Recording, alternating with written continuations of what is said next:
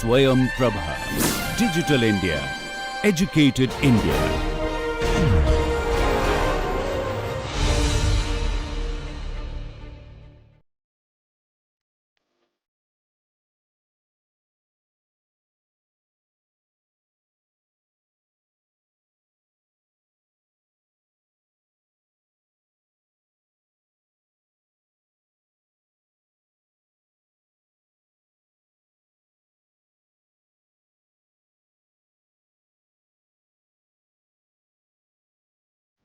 Good morning, everybody.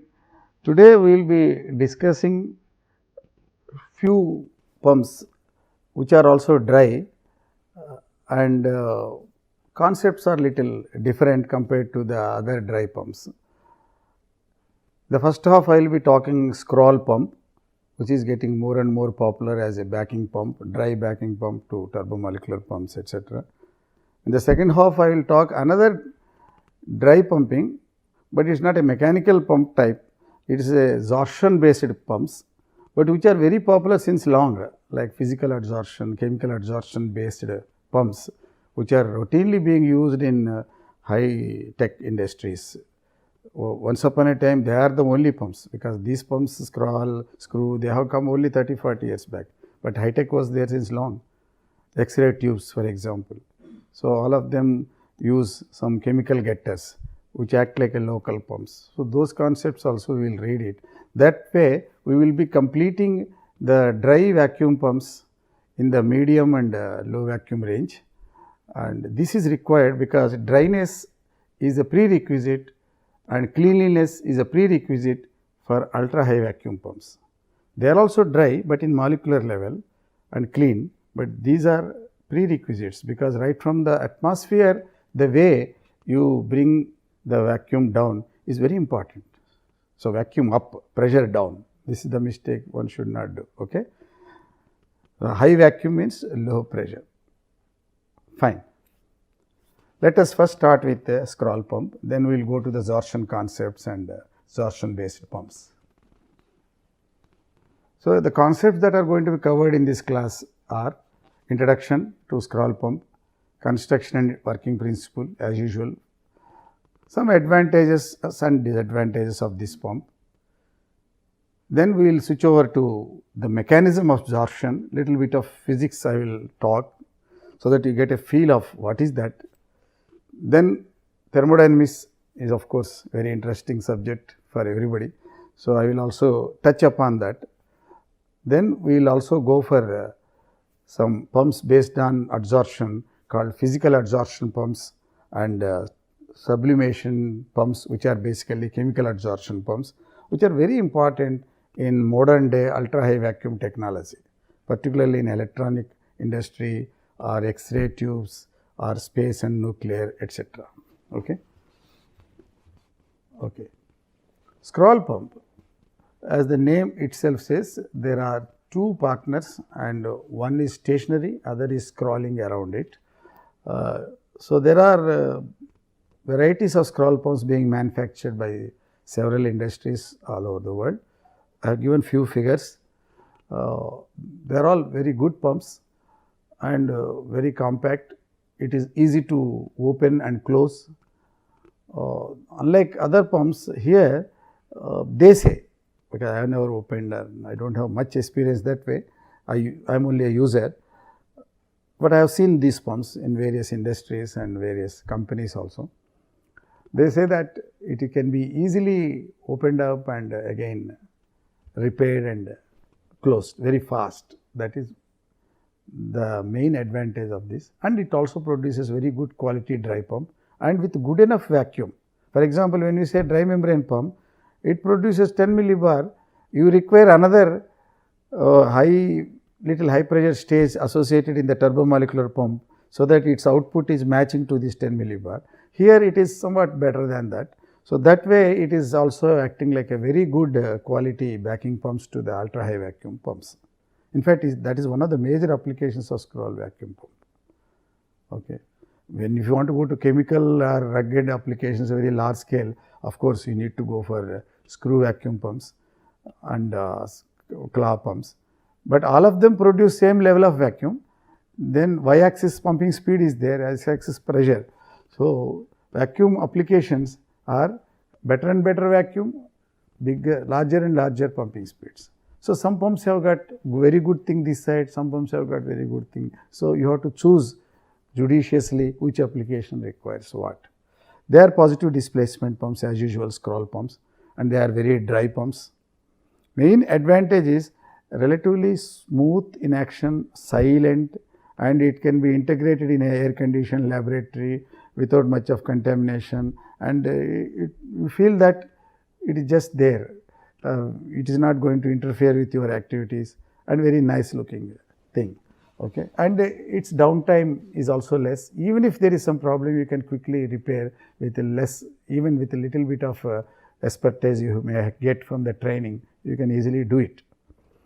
Okay. And it has relatively high pressure ratio, that is compression ratio, but main problem here is low volumetric displacement. That is good enough for certain applications. Cleanliness is more important, headache freeness is more important, but displacement also is important when you go for large scale industries. Okay. You have to keep that in mind. And it is not suitable for chemically aggressive applications because of various limitations in the internal construction of the pump. Okay. And it is will produce a vacuum with almost no contamination. That is another advantage. If process contaminates, then that is a problem. Okay. Pump will not contaminate the process, but small scale, but very neat pump. Okay. From the figure you can feel it before I even explain, because engineers, nowadays students, everybody wants animation and everybody wants some figures, nice looking figures. So, I have given few figures here, you can understand. The right side I have given 4 figures. First let us understand the construction. It contains 2 identical scrolls which are more or less concentric, and one of the scroll means a spiral type of thing in a same plane, and one scroll is moving, other scroll is stationary. This moving apparently looks like it is rotating, but actually it is not rotating because the mechanisms are such, it will be orbiting, but it will not be rotating. Okay. In the process, the outer scroll and the inner scroll touch each other, almost touch type thing at various locations, and again open it up. So, this way pockets of air gets locked up. After some time it moves forward because it automatically compresses from one pocket to the other pocket in the annular volume, which is subdivided into small pockets because of that action. The people who have designed this are very intelligent fellows. How this scrolling action is there. There are a lot of mathematics in this motion with a phase shift, and how are you going to do all that. And of course, realizing these things with suitable seals on top and bottom, how they are going to rotate, how the central shaft is connected, all that is a engineering marvel. Okay. So, that way the gas comes, if you look at the animation, the gas comes from the periphery and enters and locks up and again gets compressed, because the spaces are alternatively getting expanded, compressing like that. So, the gas now suddenly they are showing for some time gas, sometime action, but actually it is a continuous action in pockets. And these are 4 stages, these are various molecules, some hazy cloud type of things are there. So, they enter somewhere, and sometimes it is closer to each other, these scrolls, somewhere they are far away. Finally, this is the exhaust port, and where exactly shaft is also there, which is trying to move these things, not rotate, but because of that attachment there is a locking of that rotary motion. So, it will automatically get sort of like CAM principle involved in IC engines type thing. Actually, something is rotating, but something is moving in a linear fashion and a little bit of a rocky type thing, etc. So, this sort of motion is created, and you will get different volumes at different times. And here the suction is there, here the final exhaust is there. Okay. And they do not touch each other. Okay. And most important thing is movable scroll, but it is not rotating, it only orbits. Okay. Now, what is the level of vacuum? Again 0.1 torr. Most of these dry pumps and all, they peak at 1 torr. Even roots blower also peaks at 1 torr because of compression ratios. But it has got additional advantage that it can boost any pump at the lower pressures that way, because that volumetric displacement is quite high there and all. Why 1 torr and all? If you go into physics, time will not be there. Of course, in one word I can tell, the gaps or clearances are of the order of the mean free paths. Okay. From there you can calculate. If you go look into Wikipedia or any other papers on the scroll pumps, etc., and further if you go to the back references, you will understand where exactly, why exactly these compression ratios are peaking and where the displacement is maximum, why ultimate vacuum is this much, why compression ratio. So, basically good compression ratio, but ultimate vacuum is less. Pumping speeds are also more or less reasonable, 30 meter cube per hour type of thing. Okay. So, with this introduction, you can look into this again and again later at your leisure. If you have some doubts, you can call me, because I will cover the other aspect also, like adsorption pumps. So, I again repeat here, advantages are there is no pulsations, a quite smooth pump, and it is a long path. That way you will have a quite a good of compression ratio slowly happening over the path from the intake to the discharge, and there are no discharge valves, so no noise, and wear and tear is not much. Okay. It will have a longer life and a low temperature, and no lubrication is involved, totally oil free. Okay. And it can be disconnected in few minutes. I told you repairing is a little easier. Of course, there will be some disadvantages, because very larger sizes, these spiral shaped seal gaskets which are to be there to isolate it from the atmosphere and all, they need to be replaced in few months, and if you are used to it, it is not a problem. And if there is a particulate content coming from the loading where it is evacuating, that can create trouble, because it will interfere and it may spoil the action or seals of that pump. So, that way this is a good dry pump like any other pumps, scroll pumps. Mostly it is being used as a backing pump for the turbomolecular pumps. For small volumes, it can also produce very good vacuum levels, particularly medium vacuum level.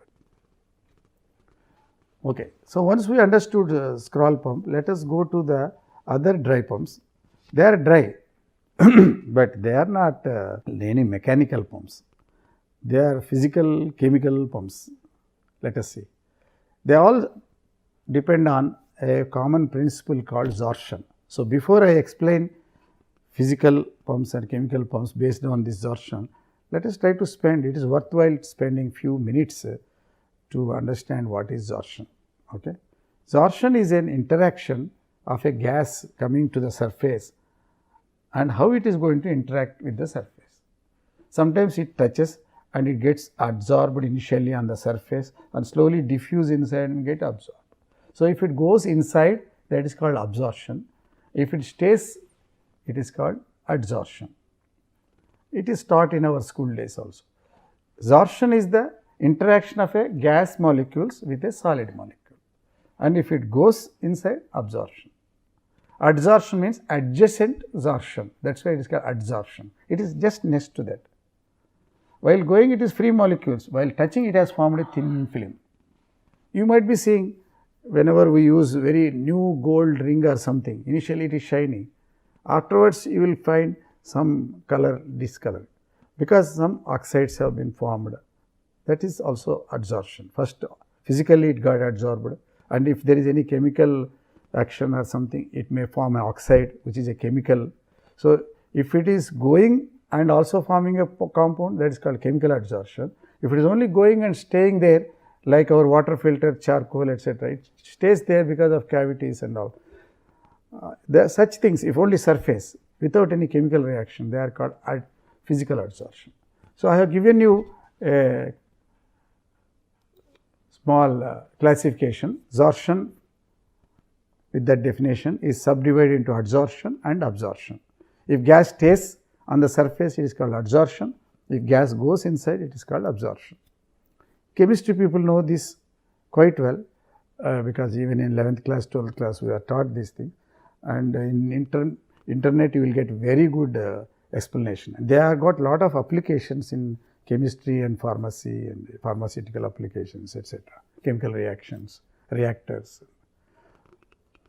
Okay. Within this adsorption, there is a physical adsorption and chemical adsorption, which I have already explained. Physical adsorption is the forces between the gas molecule and the surface are van der Waals forces on the surface. Okay. There are unsaturated force bonds available on the surface of a solid. With these molecules, they would like to get some sharing. They will make them stay with us, temporary guest. That is called adsorption. And staying there, making a permanent bond, real bond, not dangling bonds which are dispersive on the surface, but real bond in a chemical reaction, that electron shade or covalent bond or some bond is formed or ionic, then it is chemical adsorption. That is another name for chemical absorption is gettering. So, you can use sorption either physically or chemically, but popularly if you are using physically, people call it as physisorption, and if it is chemically, the people call it as chemisorption, but sometimes chemisorption is popularly called as gettering. And this gettering along with ionization, with cryogenic temperatures, they will form ultra high vacuum. We will see later when we go for UHV technology. And this is a prelude to the ultra high vacuum technology. This is a post scene from the dry technology. They are dry pumps, they are also going to take you to ultra high vacuum with some more classifications. But right now what I am going to talk is still medium scale only. Okay. So, both the processes are used to produce vacuum, both physical adsorption and chemical adsorption. And when it comes to thermodynamics, those who are having some knowledge of enthalpy, entropy, etc., it is very easy. You will see two curves here. You can read all those things at your leisure. There is a simple variation between physical adsorption and chemical adsorption. Even school boys can understand if you try to understand at atomic level. Basically, gas molecule, let us say, take one molecule. Molecule is coming. It has got a free energy. What is free energy? And I am not going to discuss thermodynamics right now in detail. Later we will see if necessary. So, if you look at the energy when it comes to the nearer, what is the distance? This is the surface, this is the coordinate of the solid surface, this is my 0, let us say it is that, this is my 0. So, surface distance from this, it is coming, it is touching, when it touches it is 0 distance. So, molecule is coming from far away, that is my x axis, and if it touches. Now, what is y axis? It is energy associated with its kinetic energy or thermal energy. So, that energy is constant at distance, but when it comes to very nearer to a particular surface, solid surface, because of attraction, physics people know very well, any attractive interaction will try to reduce the free energy, will try to reduce the energy content. In fact, there are lots of statistical explanations for it and all, Boltzmann statistic, Bose-Einstein condensation. So, this ground state people say in quantum mechanics, etc. That means interaction, even in magnetism, ground state is there. Okay. So, energy will come down when you go nearer to a sample, because you are not that free now.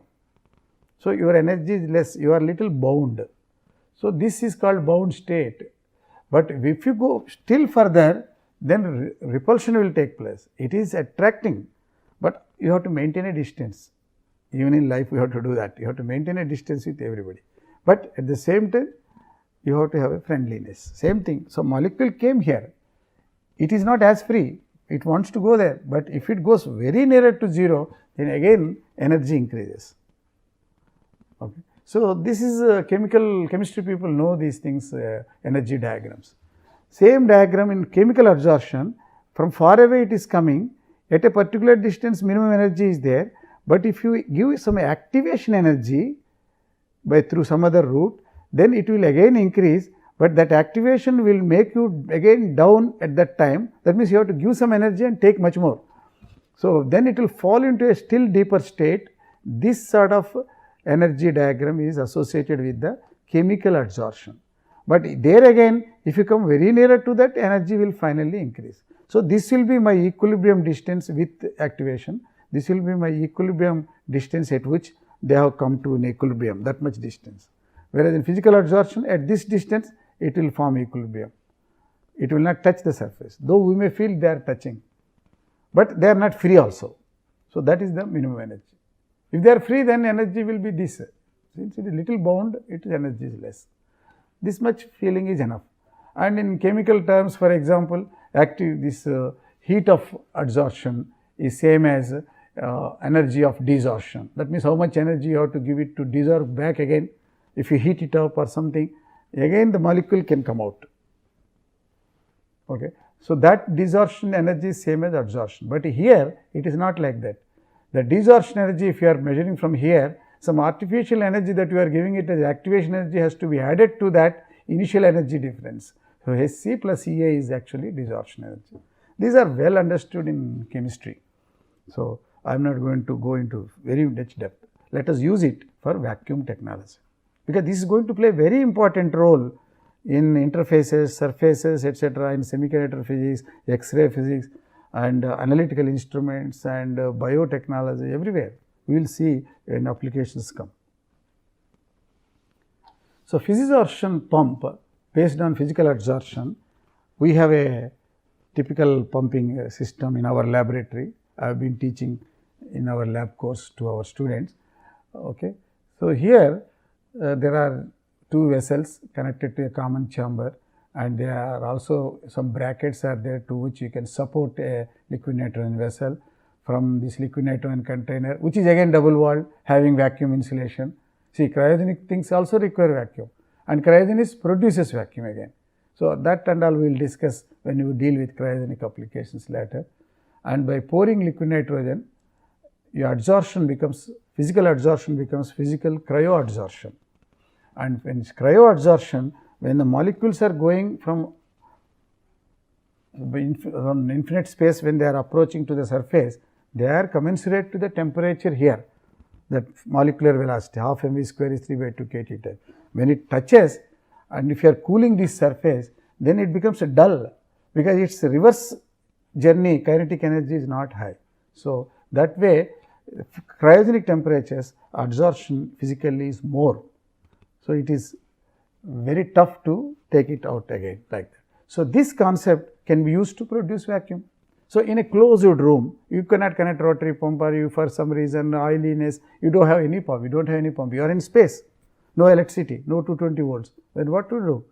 You can add some box containing adsorbing material and connect it there and cool it, because anyway space is very cold and all, and immediately most of the molecules within a closed chamber where you are trying to do some experiments in space shuttle or something, those molecules will come this side and get adsorbed. So, that way you will get vacuum conditions naturally available by a physical vacuum pump, which is called adsorption pump. So, you can keep two such vessels in a laboratory, and one vessel is cooled by liquid nitrogen, other vessel is getting activated. Earlier adsorbed gases can be removed through this vent with a stopper, which can be closed later. These are the two valves, and this is the port to the chamber. So, initially you chill it and open this valve and close this valve, the gases will come here and adsorb.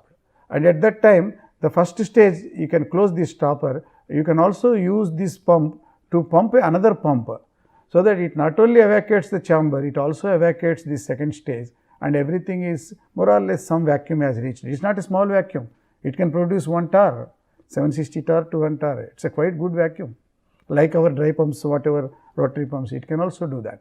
Purely adsorption, that molecules have not gone out, it is not a positive displacement pump.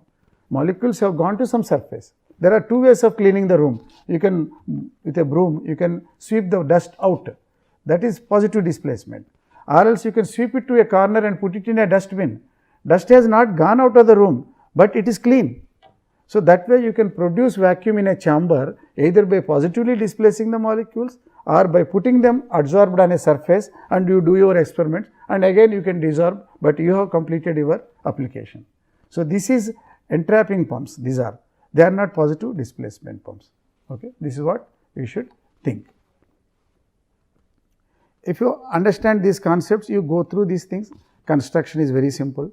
So, two-stage adsorption pumps can be nicely connected to produce very good vacuum without any electricity.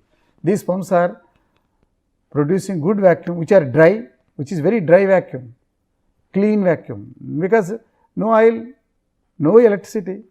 Okay. These are popularly used for a long time, initial days in space technology and nuclear also. Even though they are used, but that is called cryo-adsorption pumps of deep low temperatures, which are popularly known as cryo pumps. They work at 10 Kelvin, that we will see when you go to the ultra high vacuum game. That is a real game, having billions of dollars of investments. Okay. We will see that later. So, if you understand this physical adsorption pump, then let us see the characteristics of it. You have to match the material content.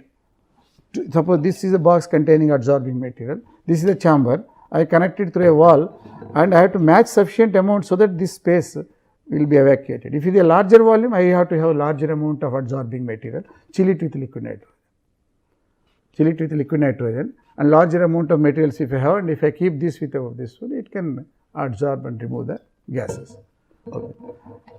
So, the matching of the volumes to be pumped to the adsorbing material area is very important. Here I forgot to tell you, these molecular sieves which are being manufactured by several companies, they are creating very good effect.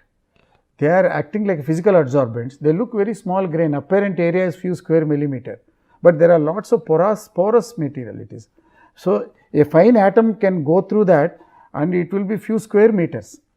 Apparent area to naked eye will be square millimeter, the actual area is square meters. Like a distant hills for us, it looks like a triangle, but when you go there, lot more area will be there, similar to that. So, after the manufacturing of molecular sieves etc., which are now being routinely used for oxygen production in pressure sink adsorption etc., for corona treatment, corona hospitals etc., that is also adsorption basically.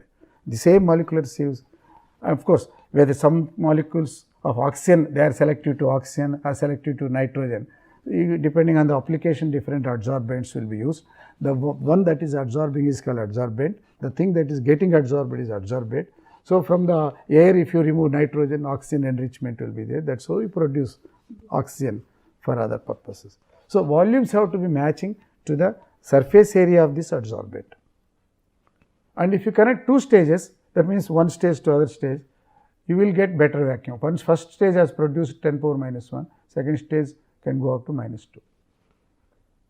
Instead of adsorption first stage, if you use a mechanical first stage rotary pump, second stage as adsorption pump, you will get minus 4. But it is an oily pump, because in the history of evacuation, first time you have used a rotary pump. So, it may be good vacuum. Why good? Because this fellow is saturating here, because it is unable to adsorb certain molecules, because like hydrogen, helium etc., this adsorbent is not selective to those gases, because chamber contains several gases, only few gases it is adsorbing. That way it is matching from the volumetric point of view, but only partially for those gases. Or if you have some more gases which are there, which are not adsorbing, which are not getting adsorbed on this surface, then what will happen? It gets saturated again. Whereas mechanical rotary pump does not differentiate, it can evacuate both, all the gases. That way initially the content of non-adsorbable quantity also is less. So, second adsorption can produce, second stage which is adsorption stage can produce a better vacuum. Well, you have to read all that, and lower the temperature, adsorption is more, higher the pressure, adsorption is more, because if you pressurize, molecules will try to stick to each other. If you reduce the temperature, once it sticks, it becomes dull. So, either you make the gas molecules dull after touching a surface, then you have evacuation, or you high pressure time, what people do, PSA systems for oxygen production, higher pressures, compressor is required. Higher the pressure, adsorption is more. People may be wondering why compressor is required for oxygen plants in PSA. Okay. So, that is the thing. So, with this introduction of adsorption pump, this is physical adsorption. As soon as you depressurize, it will come out. This is pressure swing adsorption. Similarly, here also, if you heat it up, again gases will come out. It has not formed a permanent bond with the adsorbent. Go through all this, you will understand. And it is being used routinely once upon a time to produce 10 power minus 3 torr in ultra high vacuum systems. After minus 3, the pump will be isolated. You will switch on turbo or ion or cryo pump.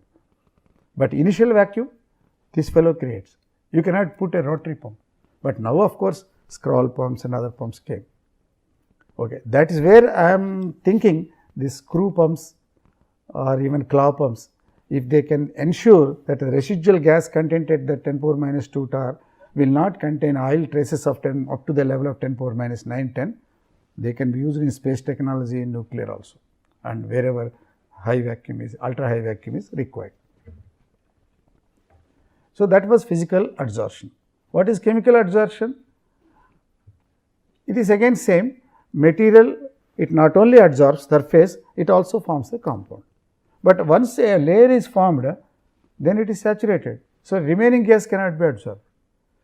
This problem is solved in titanium sublimation pump. Titanium can sublime directly. So, there is a titanium filaments connected through an electrical heating through a feed through into the vacuum chamber. We pass some electrical heating current, it gets hot. So, hot radiation heat transfer is minimized by water cooling, and this is a pumping chamber. This whole chamber will be connected as the inlet portion to the main chamber, which is to be evacuated. Okay. So, that way this is the inlet of the pump. This itself is a pump.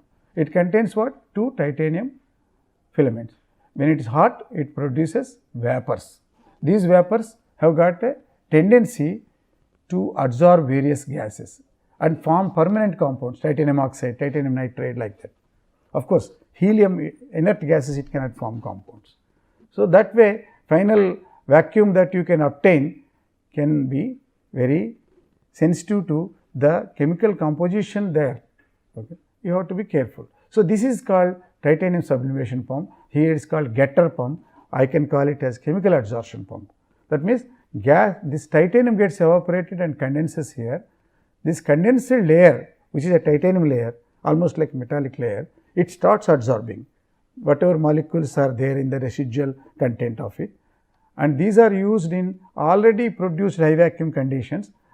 Before you produce some more ultra high vacuum pumps, in between these titanium sublimation pumps can do wonders.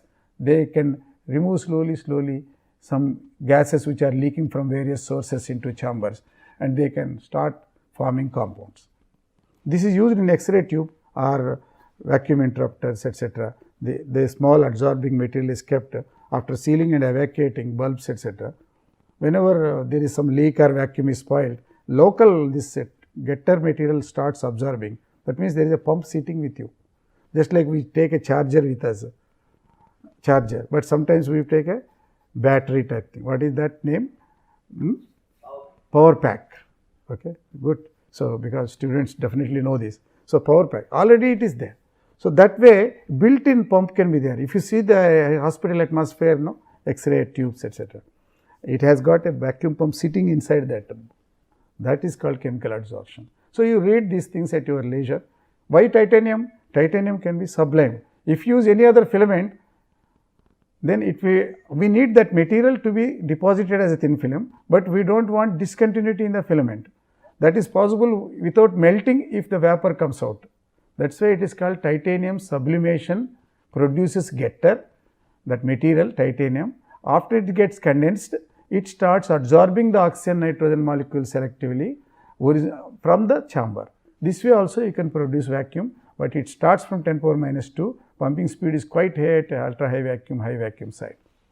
You can connect it with the ionization concept, which we will see in the ion pump when we go for ultra high vacuum. That is called sputter ion pump. That sputtering action is producing ions, but that ions produced are also atoms basically, only minus electron. Those ions will be selectively absorbed by this getter material. So, sputter ion pumps require a getter material, but they will enhance the capacity of pumping action, just like a Roots blower enhances the capacity of a rotary pump. We will see those pumps little later. So, with these things we are getting an idea of physical adsorption, chemical adsorption to produce vacuum in a closed chambers. Loading is not much, it can do evacuation in small chambers, but very high tech industries. So, these are routinely used in high tech applications. Before this dry pump, scroll pump and diaphragm pumps came, these were the only pumps which were doing ultra high vacuum backing to a next high level ultra high vacuums like cryo pumps. Okay. So, we will have to historically, if you read the vacuum technology, these were used routinely. Even now they are used in large scale applications where other pumps fail, and little high vacuum applications like -7, -8, they are used particularly in semiconductor and electronic industries, or X-ray tube industries, or even nuclear industries and particle accelerators, etc., or even space technology you can use, because deep space you can use physical adsorption as well as chemical adsorption. So, with this we have seen today a scroll pump and physical adsorption pump, chemical adsorption pump, all of them are producing dry vacuum. They can also back ultra high vacuum other pumps. So, this way we are slowly drifting from poor low vacuum, medium vacuum, high vacuum with diffusion pump, etc., -6. Now, we will go towards ultra high vacuum, namely turbomolecular pump, ion pump and cryo pump, where these concepts will be again re-invoked. Okay. So, let us now shift to a different story called ultra high vacuum with this introduction. Thank you.